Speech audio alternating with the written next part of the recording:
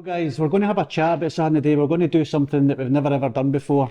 Eddie, our business developer here, has decided to openly come on and speak about his life, highs and lows, lost ones, addictions, and how he's still here today.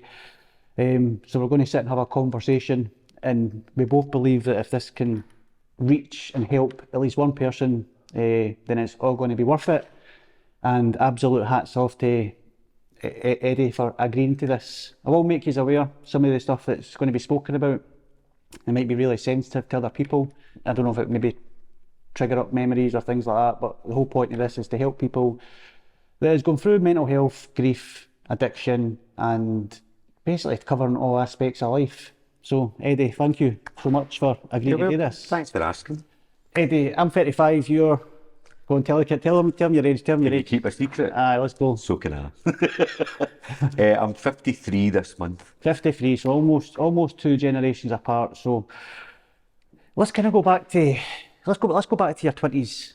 Right. What was life like in your 20s? What were you doing in your 20s? I was loving life, man. It was really good. It was well, I thought it was really good, but it was good. I was a typical young guy hitting the rave scene, hitting the clubs and the pubs. And I know you'll be quite shocked. I did think I was a bit of a ticket, but hey. I've never been at a rave. Never been at a rave. Enjoying life, really enjoying life, and partying all the time, and looking at stuff that just partying, just party, and having a good time. So you what age were you when you got married? 27. 27. How long were you together before you got married? Oh gosh, my wife was my pal, and then feelings changed, and then the wee man came along. He came along in September 97. And then we get married out in Australia. Aye. It was great. And then we had Princess came along. She came along in December 98, and with the nice wee house, the 2.4, the wee gentleman's family, a good lifestyle, and back then we both worked for in travel, so we both worked for an airline that meant that we had holidays all the time. Right. All the time we were away on holiday, and I would work the shifts to make sure we could go on holiday and all that. But then I started becoming a trainer, so when I was training people, it was Monday to Friday. I liked to go to the pub on a Friday night. Aye. After work, because I deserved that break. And did that cause a bit of a ruckus when you went home? It did, because it was one of the ones. I'm getting the 7:30 train, I'm getting the 8:30 train, I'm getting the 9:30 train, 3 in the morning in a taxi for the dancing. Married man with 2 kids, but living Jack the Lad lifestyle. So your wife at that point, was she around about the same age as you? Yeah, she was. Aye. Right, that's fine. So how was it? How was it? 27. So by the time you're 28, you had 2 kids. Yes. So how was it at 28, working all the hours, dealing with 2 children and a wife? How was your coping mechanisms with that? I would say it was all right. I would say it was good, and we knew what we were doing. But being honest with you, I was doing my thing, so that was getting left to her to deal with. I was a good dad and all that, but she dealt with it. I was going to be in courses to London and Manchester and overseas and all that kind of stuff. So it was good. And my kids were my world. I mean, they really were my world.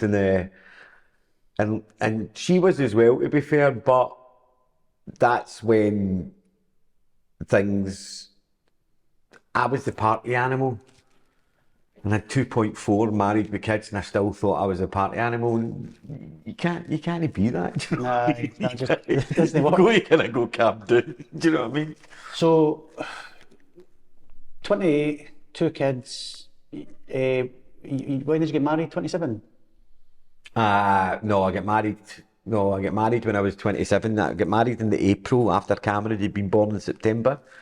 So I was a couple of months away for 28, aye. And how long, and if you don't mind me asking, when was it you had split with your wife?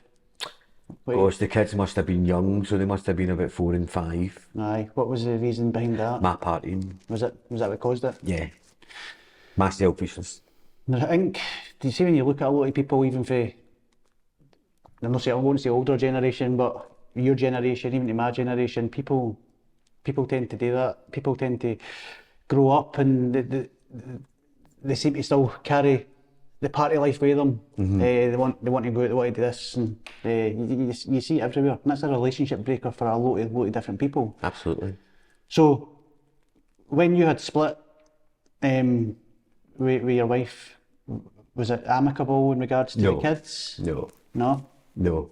You can't blame her. You can't blame her. I was too busy going out partying with the people.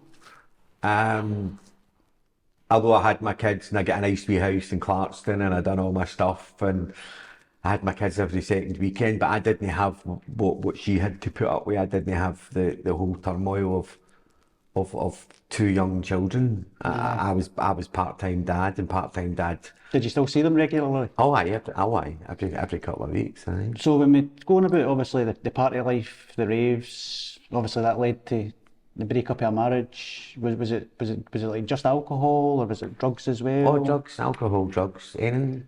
Aye. Anything, and that's when you start finding out. So back then it was the party. Back then it was going to cruise and buying the gear. No feeding your wains, but going to cruise and buying the gear and getting gear and drinking, and it was all great and it was all wonderful, and Eddie was a great guy. Aye. A great guy, but his wife and two kids were no longer part of the picture. I think obviously that kind of lifestyle for a lot of people, not just maybe yourself, a lot of people, you can maybe lose yourself in that and maybe forget who you are. I've seen it happen with a lot of people. I think now, when I look back on it, it was the fear. Now when I look back on it, my behaviour was unacceptable. Unacceptable. Everybody else was to blame. Kept pointing the finger at everybody else, but three fingers are pointing back at me. Because it was everybody else's fault, no mine. So tell me, see, so you've, marriages fell apart. Where did you go and live then? Where did you move to? I bought a house in Clarkson. So you bought your own house? So we lived in Newton Mearns and then we sold that and I took some money and went to live in a house and I bought a wee house in Clarkson. Right, okay. So let's basically, let's go on about the next 15 years, right? So your kids are what age? 1 or 2, 2 and 3. So for the next 15 years, taking your kids up to the age of 18, how was your relationship with both of them?